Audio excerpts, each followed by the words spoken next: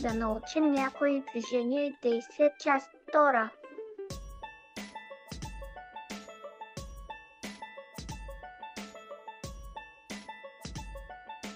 Здравейте! Да научим някои видове движения и действия, които могат да ни бъдат полезни всеки ден. Тя се изправя. Тя става. Детето се изправя.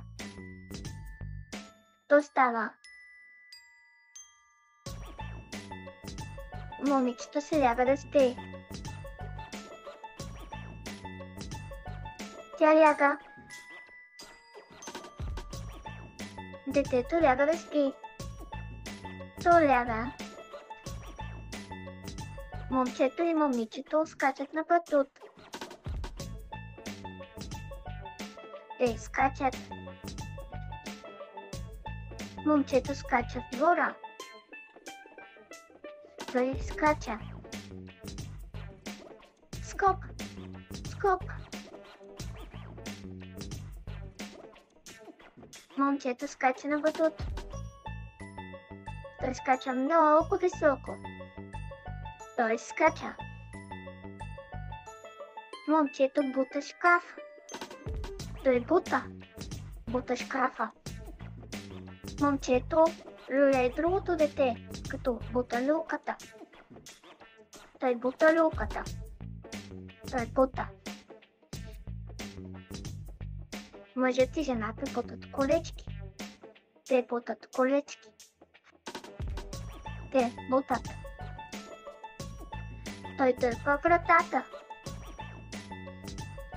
Той силно дърпа. Той дърпа. Момчето дърпа количка с играчки. Той дърпа. Момичето дърпа. Тя дърпа. Аз взимам чаша с вода. Аз взимам. Аз вземам червена топка.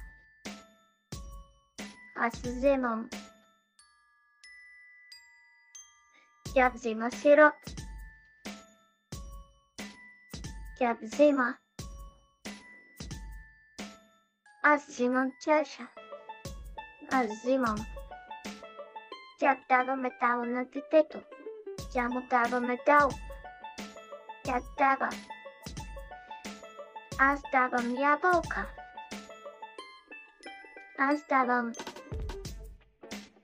Нека да подредим една маса за хранене. Какво ще ни е необходимо първо?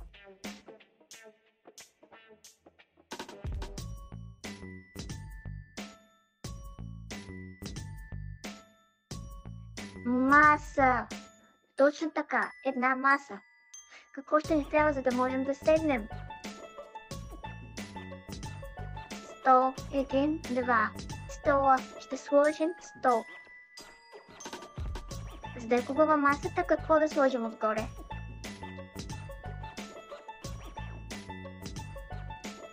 Покривка. Какво ни трябва, за да можем да сложим храна вътре и да се храним?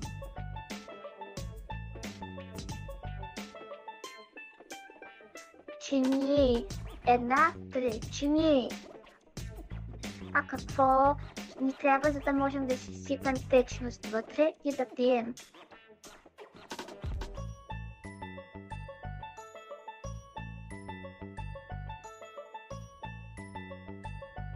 Чаш.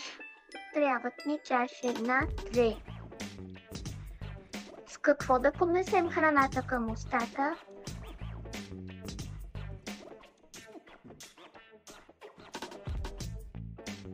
Вилица. 1, 2 вилици. А ако трябва да разделим храната на малки хапки, какво ще ни трябва?